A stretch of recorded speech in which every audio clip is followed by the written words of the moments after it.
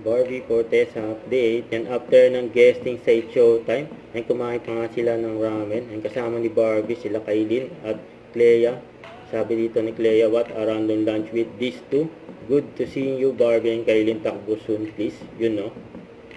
Ito pa yung mga behind the scene at off cam ni Barbie and during It's Showtime. And bilang hurado, yan sa Escort of Appeals segment ng It's Showtime. Ang saya pa nga nila eh. Ngayon kasama ni Barbie dyan, sila Kailin Alcantara at si Tony Fowler. Barangay 52. Bait pa nga ni Barbie sa mga fans niya.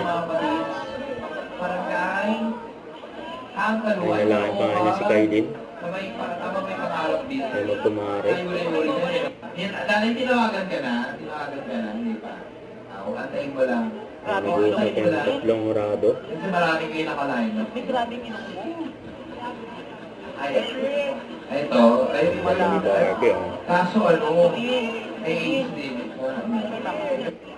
Ay nag-uusap yung dalawang magkumare. Seryoso kayo. Ay labas pa nga pusod ni Barbie sa kanyang outfit eh. Si Barbie sa si Orange, pero sa kanyang short eh.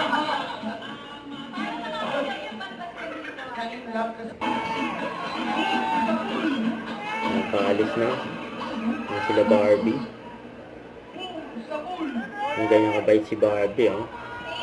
Kinawayan niya lahat ng nandyan. Pati yung DJ.